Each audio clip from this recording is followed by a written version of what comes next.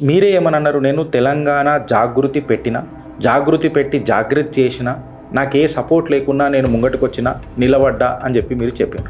సడన్గా మీరు ఓడిపోగానే వేరేల మీదకి ఎందుకు పోయింది? అంటే మనకు అంటారు కదా, ద్రాక్షలు దొరికితే తీయగున్నాయి, ద్రాక్షలు దొరకకపోతే పుల్లగున్నాయి అని అంటారు కదా. సోషల్ మీడియాలో ట్రోల్ చేసినంత మాత్రాన నాకు తెలిసి మీకు పోయేదేం లేదు. ఫ్యాక్ట్గా చెప్తున్నా. ఎందుకంటే మీరు రాజకీయాలల్లో ఎదగాలనుకున్నప్పుడు కొత్త పార్టీ పెట్టే నేను మా నాన్న ముంగటికి పోతా అని చెప్పి మీరు మాట్లాడిండ్రు కవిత గారు. మీరు మౌనంగా భగవాన్ పరశురాముడు, కవిత గారు భగవాన్ పరశురాముడు కర్ణుడికి శిక్షణ ఇస్తున్నప్పుడు అప్పుడు ఒక మాట అని అన్నాడు. ఏమన్నానంటే, అపనే క్రోధ్ కో నియంత్రణ మే రఖో కర్ణ్ ఆర్ ఉస్కా శస్త్ర బనాకే సంధాన్ కరో. అంటే కర్ణుడికి అత్యంత కోపం ఎక్కువ, ఆ కోపమే నీ అత్యంత భయంకరమైన అస్త్రమైతుంది కర్ణ్, దాన్ని నియంత్రణలో పెట్టు. ఎప్పుడన్నా కొట్టాలన్నప్పుడు ధనుష్ని గుంజి కొట్టు.